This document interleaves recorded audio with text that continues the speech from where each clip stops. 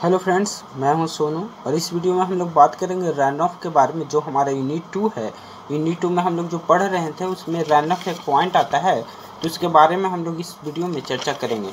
लेकिन उससे पहले फ्रेंड्स हम लोग बात करते हैं कि नोट्स के बारे में। जिनको भी नोट्स चाहिए उसको डिस्क्रिप्शन में इसका लिंक रहेगा, वहाँ से आप लोग डाउनलोड कर सकते हैं। यूनिट 2 हाइड्रोलॉजी का उसमें पूरा नोट्स दिया हुआ रहेगा, वहाँ से आप लोग डाउनलोड कर सकते हैं।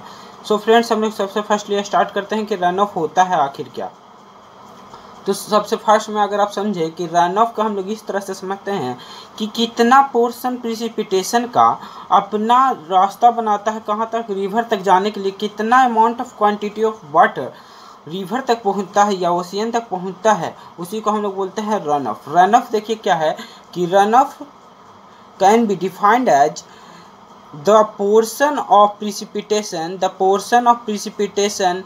that makes its way towards river और ocean। कहाँ तक? रिवर और ओशियन तक जो पानी पहुँचता है, जो प्रिसिपिटेशन पहुँचता है रेनफॉल का, उसी को हम लोग बोलते हैं रन ऑफ। चाहे तो वो सब सरफेस से हो या सब सरफेस से हो। सरफेस मतलब क्या कि अपर फ्लोर, अपर जो पार्ट होता है हमारा ग्राउंड का, उसको सरफेस, और सब सरफेस मतलब क्या, लोअर पार्ट से अगर जाए तो वहाँ से सब सरफेस। ठीक है। अब देखिए जो रन ऑफ जो होता है, जो प्रिसिपिटेशन हमारा होता है, प्रिसिपिटेशन पर कैसे डिपेंड करता है। जो अगर देखिए, अगर प्रिसिपिटेशन, रेट ऑफ प्रिसिपिटेशन अगर ज़्यादा है तो इन्फिल्ट्रेशन से, अगर रेट ऑफ प्रिसिपिटेशन ज़्यादा रहेगा तभी रन ऑफ होगा। इन्फिल्ट्रेशन मतलब क्या कि कितना पानी एब्जॉर्ब ले रहा है उसको, क्या, ग्राउंड में कितना पानी एब्जॉर्ब हो रहा है। उसके बाद में क्या कि कितना पानी ग्राउंड में एब्जॉर्ब हुआ, उसको इन्फिल्ट्रेशन बोलेंगे। और प्रिसिपिटेशन मतलब क्या कि कितना पानी वहाँ पे रेनफॉल हुआ है। तो सो फ्रेंड्स, प्रिसिपिटेशन हाई होना चाहिए इन्फिल्ट्रेशन से, तभी क्या होता है, रन ऑफ वहाँ पे उत्पन्न होता है या रन ऑफ वहाँ पे होता है। अब देखिए रन ऑफ में क्या होता है कि अगर लॉन्ग रन ऑफ हुआ वहाँ पे, लॉन्ग मतलब कि अगर बहुत ही ज़्यादा रन ऑफ हुआ तो उसको हम लोग एम क्यूब पर ईयर में हम लोग मेजर करते हैं। अगर शॉर्ट में हुआ तो मीटर क्यूब पर सेकेंड और मीटर क्यूब पर आवर में हम लोग उसको मेजर करते हैं। सो फ्रेंड्स, अगला पॉइंट हम लोग को आता है factor affecting run of. Factor affecting run of में हम लोग देखते हैं कि क्या होता है। फैक्टर अफेक्टिंग, कौन कौन सा फैक्टर पे रन ऑफ डिपेंड करता है या उन वो सब रन ऑफ को अफेक्ट करता है। तो सबसे फर्स्टली जो हमारा होता है प्रिसिपिटेशन। प्रिसिपिटेशन कैसे अफेक्ट करता है इसको हम लोग जैसे समझते हैं थोड़ा सा। देखिए, जैसे रन ऑफ डिपेंड होता है हम लोग को बहुत सारा टाइप्स ऑफ स्टॉर्म्स पे, या बोल सकते हैं कि ड्यूरेशन पे, कितना देर पानी पड़ा, कितना देर वहाँ पे प्रिसिपिटेशन हुआ, इस पे डिपेंड करता है। इंटेंसिटी ऑफ रेनफॉल पे डिपेंड करता है, इंटेंसिटी पे डिपेंड करता है फ्रेंड। तो यहाँ पे आप लोग समझ चुके होंगे कि प्रिसिपिटेशन पे कैसे डिपेंड करता है। इंटेंसिटी पे डिपेंड करता है कि कितना वहाँ पे बारिश हुआ। अगर प्रिसिपिटेशन वहाँ पे स्मॉल रहेगा तो क्या होगा, रन ऑफ क्या हो जाएगा, स्मॉल हो जाएगा, वहाँ पे रन ऑफ नहीं हो पाएगा। तो इसी चलते हम लोग इंटेंसिटी प्रिसिपिटेशन पे डिपेंड करता है सबसे फर्स्टली। फिर shape and size of catchment, जो वहाँ पे कैचमेंट के शेप एंड साइज कैसा है उस पर डिपेंड करता है। जैसे रन ऑफ कैचमेंट पर देखिए कैसे डिपेंड करेगा कि जनरली मोर रन ऑफ और smaller run off are resulting in greater run off. जैसे देखिए, अगर ज़्यादा रेनफॉल होगा तो ज़्यादा वहाँ पर रन ऑफ होगा, अगर कम रेनफॉल होगा तो कम रन ऑफ होगा। तो less run off in larger catchment because due to uniformly rainfall over the entire area, thus only few tributaries of the stream feed water to a main stream during a particle stream. देखिए क्या होता है, अगर कम पानी पड़ा, कम precipitation हुआ तो वहाँ पे कुछ ही ऐसा जगह होगा जहाँ पे पानी पहुँचाया जा सकता है। देखिए शेप एंड साइज में हम लोग दो शेप के बारे में जानते हैं। दो शेप में सबसे फर्स्ट को हम लोग एक शेप के बारे में देखते हैं। सबसे फर्स्ट में जो हमारा एक शेप होता है फैन शेप, इसको अलग हम लोग बनाते हैं fan shape. Fan shape catchment होता है, इसका फिगर देखिए कैसे बनता है। फैन शेप कैचमेंट अगर रहेगा तो इस शेप में रहेगा, और उसके बाद में इधर से ज़्यादा दम एरिया में ये कवर करता है, तो इसी को हम लोग बोलते हैं फैन शेप। इस टाइप में ये रहेगा, इसका जो ये सब रास्ता बना हुआ है कि कहाँ कहाँ से कैसे कैसे फैन शेप में होके वो मेन पॉइंट तक आता है। ठीक है, ये सब ऐसे बना हुआ होता है। तो आप फैन शेप समझ गए होंगे फ्रेंड्स। इसके बाद हम लोग बात करेंगे, अब देखिए फ्रेंड्स, यहाँ पे एक दूसरा शेप होता है फन लीफ। फन लीफ का देखिए कैसे शेप होगा, इसका जो ये एरिया होगा ये लेस होगा, कंपेयर टू किसके, हम लोग वो बोल सकते हैं फैन शेप कैचमेंट से इसका जो एरिया होता है वो कम होता है। ठीक है फ्रेंड्स, तो यहाँ पे आप लोग दो चीज़ के बारे में जान चुके होंगे कि दो चीज़ क्या होता है। अब इसके आगे हम लोग देखते हैं कि टोपोग्राफी। अब अगला जो पॉइंट था हमारा थर्ड पॉइंट जो था हमारा फैक्टर अफेक्टिंग का, वो था टोपोग्राफी। अब देखिए टोपोग्राफी पे कैसे डिपेंड करता है। देखिए जैसे टोपोग्राफी के मतलब क्या होता है कि अगर स्लोप शेप, मतलब उसका स्लोप कैसा है, जिस एरिया में जब रेनफॉल हुआ तो उस एरिया का रेनफॉल का स्लोप किस शेप में है। जैसे स्लोप बोलने का मतलब क्या, कि जो एरिया है वो जो एरिया है इस शेप में तो नहीं, देखिए जैसे इस शेप में तो नहीं कि जैसे यहाँ पे रेनफॉल हुआ तो यहाँ से ज़्यादा ग्रेविटी के कारण यहाँ पे फुल स्पीड में वाटर जाएगा, बहुत ही ज़्यादा उसको ग्रेविटी के कारण स्पीड मिल जाएगा, जिसके चलते इन्फिल्ट्रेशन कम होगा, जिसके चलते रन ऑफ ज़्यादा हो जाएगा। तो इस टाइप में टोपोग्राफी पे भी डिपेंड करता है। टोपोग्राफी में अगर स्लोप से का है तो उसमें जब इन्फिल्ट्रेशन कम हो जाता है ड्यू टू वेलोसिटी के कारण, ग्रेविटी के कारण, तो वहाँ पे रन ऑफ क्या हो जाता है, ज़्यादा हो जाता है। तो यहाँ पे आप लोग समझ गए होंगे टोपोग्राफी। अब फोर्थ पॉइंट जो हमारा होता है जियोलॉजिकल कैरेक्टरिस्टिक्स। जियोलॉजिकल कैरेक्टरिस्टिक्स में हम लोग देखते हैं कि इसमें हम लोग रॉक के बारे में जानेंगे कि रॉक में परमेबिलिटी क्या है या सब सॉइल क्या है, सब सॉइल में परमेबिलिटी कितना है, इस सब के बारे में देखते हुए हम लोग रन ऑफ को निकालते हैं कि रन ऑफ में कितना होगा। जैसे बात करते हैं सबसे फर्स्टली पॉइंट में अगर कि वहाँ पे रॉक है, ठीक है, रॉकी एरिया है, रॉकी एरिया रहेगा तो क्या होगा, वहाँ पे इन्फिल्ट्रेशन कम हो जाएगा, इन्फिल्ट्रेशन कम हो जाएगा, जिसके चलते क्या होगा, वहाँ पे रन ऑफ क्या हो जाएगा, ज़्यादा हो जाएगा। और सब सॉइल, मतलब सब सॉइल अगर है तो अगर वहाँ पे सब सॉइल जो है अगर आगे से इरिगेटेड है, अगर ड्राई नहीं है तो वहाँ पे भी इन्फिल्ट्रेशन कम होगा, जिसके चलते क्या होगा, रन ऑफ ज़्यादा हो जाएगा। सो फ्रेंड्स, यहाँ तक आप लोग समझ गए होंगे कि जियोलॉजिकल कैरेक्टरिस्टिक्स में क्या क्या हम लोग समझते हैं। अब इसके आगे देखते हैं मेट्रोलॉजिकल कैरेक्टरिस्टिक्स। मेट्रोलॉजिकल कैरेक्टरिस्टिक्स में हम लोग बात करते हैं ग्राउंड के बारे में कि ग्राउंड का सैचुरेशन कैसा है। ग्राउंड का सैचुरेशन देखने से पहले हम लोग देखते हैं कि वहाँ पे टेम्परेचर किस हिसाब से है, जो टेम्परेचर वहाँ पे उपयोग किया जा रहा है वो कैसा है। देखिए जैसे ये ग्राउंड है, ठीक है, अब इस ग्राउंड पे अगर बात किया जाए कि अगर वहाँ पे कि टेम्परेचर अगर यहाँ पे ज़्यादा है, टेम्परेचर जो है वो बहुत ही ज़्यादा रहता है, एनी टाइम टेम्परेचर ज़्यादा रहता है, जिसके कारण क्या होगा, अगर इसमें कुछ भी अमाउंट ऑफ वाटर रहेगा तो वो एब्जॉर्ब कर लिया जाएगा ड्यू टू इवेपोरेशन के कारण। तो उसमें अगर इवेपोरेटेड रहेगा तो ये जो सरफेस रहेगा वो ड्राई हो जाएगा। ड्राई हो जाने के कारण जब यहाँ पे प्रिसिपिटेशन होगा, जिसके कारण यहाँ पे सबसे पहले इन्फिल्ट्रेशन होगा, जिसके चलते रन ऑफ क्या हो जाएगा, कम जाएगा। तो इस पे भी डिपेंड करता है कि वहाँ पे मेट्रोलॉजिकल कैरेक्टरिस्टिक्स कैसा है।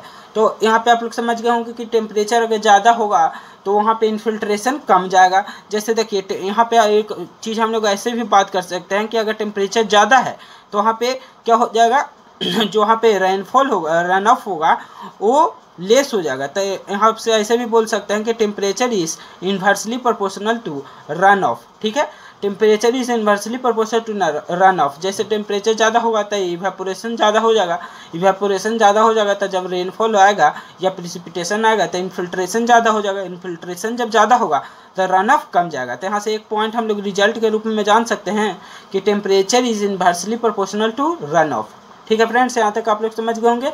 इसके आगे हम लोग बात करेंगे कैरेक्टर ऑफ कैचमेंट के बारे में, उसको देखते हैं। अब बात करते हैं फ्रेंड्स कैचमेंट सरफेस का। कैचमेंट सरफेस में हम लोग देखिए कौन कौन चीज़ पे बात करेंगे। कैचमेंट सरफेस में सबसे फर्स्टली हम लोग बात करेंगे कि जो वहाँ पे रन ऑफ जो वहाँ पे बना, जैसे नेचुरल ड्रेनेज अगर वहाँ पे नहीं हो, अगर बात किया जाए नेचुरल ड्रेनेज का, नेचुरल ड्रेनेज अगर नहीं है वहाँ पे, तो नेचुरल ड्रेनेज नहीं रहने के कारण क्या होगा, वहाँ पे इन्फिल्ट्रेशन ज़्यादा हो जाएगा। इन्फिल्ट्रेशन ज़्यादा हो जाने के कारण वहाँ पे रन ऑफ कम जाएगा। तो सबसे फर्स्टली जो यहाँ पे डिपेंड करेगा, जो वहाँ पे 6 कैचमेंट सरफेस में, वो नेचुरल ड्रेनेज के बारे में हम लोग आगे जानेंगे कि वहाँ पे नेचुरल ड्रेनेज है कि नहीं। अगर नहीं रहेगा तो वहाँ पे क्या होगा कि जब रेनफॉल होगा या प्रिसिपिटेशन होगा तो वहाँ पे रन ऑफ कम जाएगा, लेस हो जाएगा। दूसरा बात अगर वहाँ बात करी जाए तो नेचुरल ड्रेनेज नहीं होने के कारण वो हो गया। उसके बाद में जो कैचमेंट एरिया कैसा है, अगर कैचमेंट एरिया ज़्यादा है, कल्टिवेटेड, अगर जो वहाँ पे कल्टिवेशन हो चुका है, अगर कल्टिवेटेड एरिया है, कल्टिवेटेड एरिया है तो वहाँ पे कल्टिवेटेड एरिया होने के कारण क्या होगा, जो रन ऑफ होगा हमारा, अगर कल्टिवेटेड एरिया है तो रन ऑफ ज़्यादा हो जाएगा, अगर नहीं है तो कम जाएगा। कहा कि कल्टिवेटेड एरिया रहेगा तो वहाँ पे लेस ऑब्जर्वेशन ऑफ वाटर होगा, लेस ऑब्जर्वेशन ऑफ वाटर होने के कारण क्या हो जाएगा, रन ऑफ ज़्यादा हो जाएगा। ठीक है फ्रेंड्स, आप लोग यहाँ से जान गए होंगे कि कैचमेंट सरफेस में क्या होता है। अब देखिए कि 7 पॉइंट जो हमारा है स्टोरेज। अब स्टोरेज पे कैसे, जैसे कुछ आर्टिफिशियल स्टोरेज होता है, डैम्स, वायर्स, इस सब के बारे में, जैसे आर्टिफिशियल, जैसा मैनमेड में होता है, डैम्स के बारे में आप लोग जानते होंगे, और वायर्स वीयर्स के बारे में जानते होंगे। ये दो चीज़ जो होता है नेचुरल तरीके से बनाया जाता है।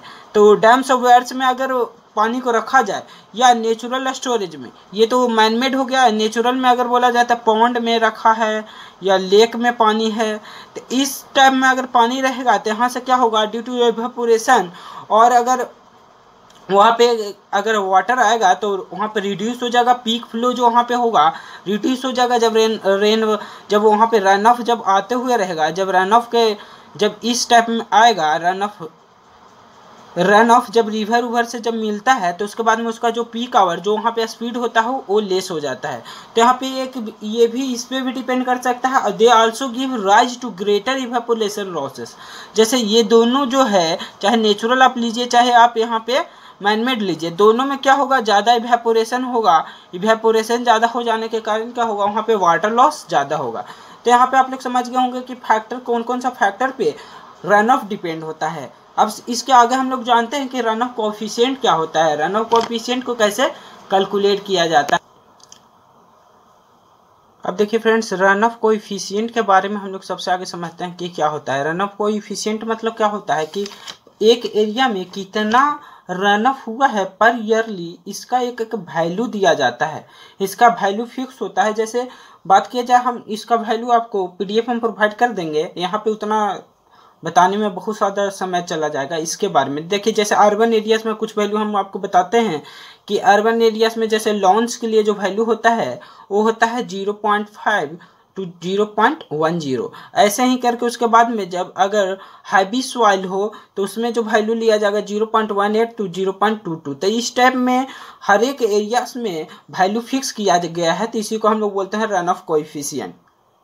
अब देखिए मेथड होता है किसके लिए, फाइंड करने के लिए रन ऑफ का। तो रन ऑफ फाइंड करने के लिए जो मेथड है वो सबसे फर्स्टली हम लोग निकालते हैं Q = K × P, एक फार्मूला है इसके जरिए। तो Q = K × P के फार्मूला के आधार पे K बराबर क्या होता है, Q/P। Q को हम लोग रन ऑफ बोलते हैं, P को प्रिसिपिटेशन बोलते हैं, एंड K को जो बोलते हैं रन ऑफ कोएफिशिएंट बोलते हैं, जिसको C के आधार पे लिया जाता है। तो आप लोग यहाँ तक समझ गए होंगे फ्रेंड्स। अब इसके आगे में हम लोग देखते हैं एक इंग्लिश फार्मूला। इंग्लिश फार्मूला भी run of coefficient, run of को फाइंड आउट करने के लिए होता है, जो एनुअल रन ऑफ होता है उसके लिए। अब देखिए इंग्लिश फार्मूला का हम लोग कैसे यूज करते हैं, सबसे आगे बात हम लोग को समझते हैं पूरा। इंग्लिश फार्मूला जो है उसको अनदर नेम से जाना जाता है डी सोजर्स फार्मूला। ठीक है, और ये इंग्लिश फार्मूला जो होता है हमेशा 37 कैचमेंट्स का एरिया का हम लोग निकालते हैं कि 37 कैचमेंट में कितना रेनफॉल हुआ या कितना वहाँ पे रन ऑफ हुआ। तो ये 37 कैचमेंट के आधार पे कलेक्ट किया जाता है डाटा, उसके आधार पे निकाला जाता है। ये मेनली जो होता है महाराष्ट्रन घाट्स के और प्लेन्स के लिए उपयोग किया जाता है इंग्लिश फार्मूला। जो इंग्लिश फार्मूला का हम लोग इस्तेमाल करते हैं महाराष्ट्रन घाट और प्लेन्स के आधार पे। तो जैसे महाराष्ट्र में अगर फॉर घाट और स्लोपिंग हिली एरियाज, देखिए जैसे हिली एरियाज होगा या यहाँ पे प्लेन के, या इस प्लेन है ये, इसमें प्लेन के लिए बात किया जाएगा। देखिए सबसे आगे फॉर घाट और स्लोपिंग एरियाज और घाट में जो वहाँ पे वैल्यू जो होगा रन आर का, जो run of average annual run off होगा, उसका जो वैल्यू होता है 0.85 - 12 इंच। अगर 12 इंचेज में हम लोग इस्तेमाल करेंगे तो -12 इंच, अगर सेंटीमीटर इस्तेमाल करेंगे तो 30.5 सेंटीमीटर। यही यहाँ पे ध्यान देना होता है कि अगर इंच में इस्तेमाल करेंगे तो 12, अगर सेंटीमीटर में इस्तेमाल करेंगे तो 30.5 सेंटीमीटर। तो इसमें से हम लोग आर का वैल्यू निकालते हैं। और जो हमारा होता है एवरेज एनुअल रन ऑफ होता है, और जो एवरेज एनुअल रन ऑफ हो गया, पी हुआ जो एवरेज एनुअल रेनफॉल होगा। एवरेज एनुअल रेनफॉल हमने निकालने के लिए जान चुके हैं कि उसको कैसे निकालते हैं, पिछले चैप्टर में पढ़े थे। तो ये दोनों आधार पे हम लोग इंग्लिश फार्मूला का इस्तेमाल करते हैं। इंग्लिश फार्मूला में जो प्लेन जो होता है, प्लेन में कैसे निकालते हैं उसको हम लोग देखते हैं। प्लेन एरियाज में आर का जो वैल्यू होगा इंच में अगर इस्तेमाल करेंगे तो P-7 divided by 100 into P, अगर इंच में इस्तेमाल करेंगे ता, अगर वहाँ पे हम लोग सेंटीमीटर में इस्तेमाल करते हैं तो P-17.8 divided by 254 into P centimetre. तो इस वैल्यू अगर पी सेंटीमीटर रहा तब हम लोग इस वैल्यू का इस्तेमाल करेंगे। सो फ्रेंड्स, यहाँ पे आप लोग समझ गए होंगे पी क्या होता है। पी हम लोग फिर से बात कर लें, अगर पी जो होता है एवरेज एनुअल रेनफॉल होता है, आर जो होता है एवरेज एनुअल रेनफॉल जो होता है वो पी होता है, ठीक है। और जो आर होता है एवरेज एनुअल रन ऑफ होता है। यहाँ पे यही ध्यान देना है, ये एवरेज एनुअल रन ऑफ होता है, एवरेज एनुअल रन ऑफ ये वाला होता है, ठीक है, रन ऑफ होता है। और ये पी जो होता है एवरेज एनुअल रेनफॉल होता है। यही यहाँ पे ध्यान देना सिर्फ बात होता है। तो आप लोग यहाँ पर तक समझ गए होंगे कि कैसे इंग्लिश फार्मूला को हम लोग इस्तेमाल करते हैं। इसके आगे देखते हैं कि मैक्सिमम फ्लड लेवल को कैसे, मैक्सिमम फ्लड डिस्चार्ज को कैसे हम लोग फाइंड आउट करते हैं। अब देखिए फ्रेंड्स, एमएफडी के बारे में सबसे आगे हम लोग बात करेंगे। एमएफडी होता है आखिर क्या? एमएफडी मतलब क्या? Maximum flood discharge. कितना फ्लड डिस्चार्ज हुआ, जैसे कि बाढ़ आता है या नदी में पानी आता है तो उसमें कितना मैक्सिमम डिस्चार्ज हुआ, उसी को हम लोग एमएफडी जानते हैं। एमएफडी क्या होता है? MFD is maximum concentration of flow. कितना ज़्यादा कॉन्सेंट्रेशन ऑफ फ्लो हुआ फ्रॉम अ कैचमेंट एरिया, कोई कैचमेंट एरिया से at the outlets in a small period. एक मतलब इंस्टेंट ऑफ टाइम में कितना ज़्यादा कॉन्सेंट्रेशन ऑफ फ्लो हुआ, उसी को हम लोग बोलते हैं MFD, maximum flood discharge. Maximum flood discharge को जो होता है हम लोग मेजर करते हैं मीटर क्यूब पर सेकंड में। ये मैक्सिमम फ्लड डिस्चार्ज हमको हेल्प करता है ड्यूरिंग फ्लड सेफ्टी के रूप में। जब फ्लड आ रहा है तो उसमें अगर हम लोग जाने कि मैक्सिमम फ्लड डिस्चार्ज कितना होगा तो इससे हम लोग क्या होगा, वहाँ पे सेफ्टी बरकरार रख सकते हैं, वहाँ पे ज़्यादा नुकसान नहीं होगा ड्यूरिंग फ्लड। तो एमएफडी हम लोग का यहाँ पे फायदा एडवांटेज भी समझ में आ गया कि वो हेल्प करता है सेफ्टी के रूप में। अब देखिए कि मेथड क्या क्या है जो एमएफडी का फाइंड करने के लिए मेथड है। वो सबसे फर्स्ट अगर दो पार्ट में इसको डिवाइड किया जाता है, एक होता है डायरेक्ट होता है, एक होता है इनडायरेक्ट मेथड। दो मेथड होता है। सबसे फर्स्टली जो है वो डायरेक्ट एरिया वेलोसिटी में डायरेक्ट मेथड, जिसको अनदर नाम है एरिया वेलोसिटी मेथड। इसमें क्या होता है, हम लोग जो एरिया वेलोसिटी मेथड में इंस्टेंट ऑफ टाइम में, जैसे कोई डैम है, अगर बोला जाए कि कोई ऐसा डैम बना हुआ है, डैम बना हुआ वो होने के बाद इधर में जैसे रिवर है, तो यहाँ से जैसे यहाँ पे गेट जो होगा तो गेट से पर इंस्टेंट ऑफ टाइम में जैसे स्लोप माइनस डिस्चार्ज रेटिंग, कितना वहाँ पे ज़्यादा वाटर है या कितना ज़्यादा एरिया ऑफ या सेगमेंट है, उसमें से अगर कितना एरिया और मेथड, जैसे वहाँ पे कितना एरिया में वहाँ पानी को हम लोग जाने दे रहे हैं, उसके हिसाब से अगर माइनस कर दें तो हम लोग को पता चल जाएगा एमएफडी कितना है, कितना एरिया से पानी जा रहा है। उसको अगर माइनस कर दें कि उस एरिया में जैसे बोला जाएगा ना कि अगर इतना एरिया है गेट का, ठीक है, तो इतना एरिया का हम लोग एरिया निकाल लेंगे और पर इंस्टेंट ऑफ टाइम वहाँ से कितना वाटर क्रॉस हो रहा है इसको निकाल सकते हैं।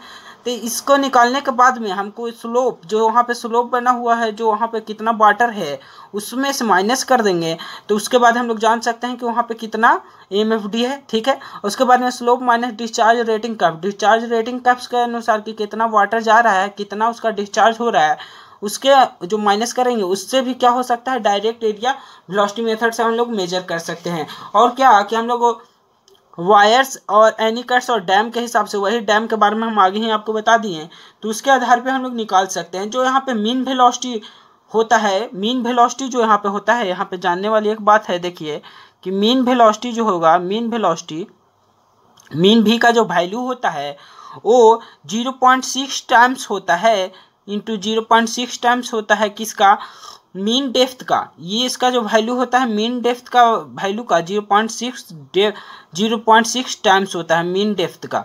तो इसी के आधार पे क्या कि सबसे आगे हम लोग फिक्स सेगमेंट, हर एक सेगमेंट बांटा जाता है डैम में, जैसे इतना सेगमेंट अलग, इतना सेगमेंट अलग, तो इतना सेगमेंट के आगे निकालेंगे तो उसका मीन डेप्थ कितना है उसके आधार पे 0.6 से मल्टीप्लाई कर देंगे तो मीन भी आ जाएगा।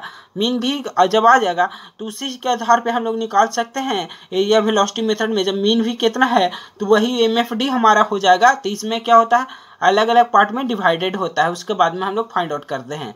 तो इसके बाद हम लोग बात करेंगे इनडायरेक्ट मेथड। इनडायरेक्ट मेथड में आता है रेशनल मेथड। रेशनल मेथड के यहाँ फॉर्मूला दिया गया है Q इक्वल टू CIA।